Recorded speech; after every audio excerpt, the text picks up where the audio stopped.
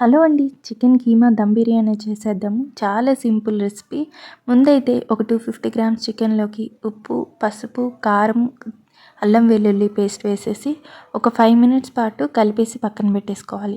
అలాగే ఇందులోకి పెరుగు, ధనియాల పొడి, జీలకర్ర పొడి, బిర్యానీ మసాలా, నిమ్మకాయ పిండేసుకొని కలిపేసేసి ఒక హాఫ్ అన్ అవర్ పక్కన పెట్టేసుకోవాలి.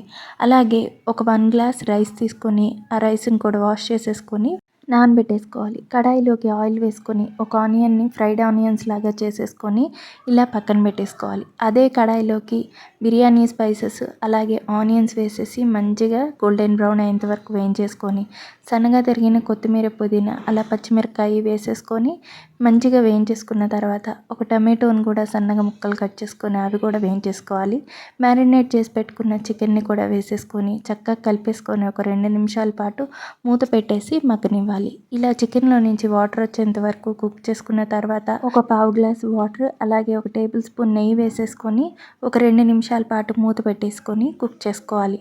రైస్ని ప్రిపేర్ చేసుకుందాము. బిర్యానీ స్పైసెస్, కొత్తిమీర, పుదీనా, నిమ్మకాయ అలాగే ఉప్పు వేసేసుకొని నానబెట్టుకున్న రైస్ని వేసేసుకొని మంచిగా పలుకు లేకుండా రైస్ని ఉడికించుకున్న తర్వాత మనం ఆల్రెడీ కుక్ చేసుకుంటున్న కర్రీ పైన ఇలా లేయర్స్ లాగా వేసేసుకోవాలి. రైస్ని మొత్తం వేసేసుకొని పైనుంచి సన్నగా తరిగిన కొత్తిమీర, పుదీనా అలాగే ఫ్రైడ్ ఆనియన్స్ అలాగే కొంచెం నెయ్యి వేసేసుకోవాలి. అలాగే కొంచెం ఫుడ్ కలర్ వేస్తున్నాను, ఇది ఆప్షనల్ మాత్రమే. అలాగే దమ్ పెట్టేసుకోవాలి. ఒక ప్యాన్ పైన ఈ కడాయిని పెట్టేసుకొని పైన వెయిట్ పెట్టుకొని ఒక 5 మినిట్స్ హై ఫ్లేమ్ మీద ఒక 10 మినిట్స్ లో ఫ్లేమ్ మీద కుక్ చేసామంటే చికెన్ కీమా దమ్ బిర్యానీ రెడీ అయిపోయినట్టే. Thank you for watching.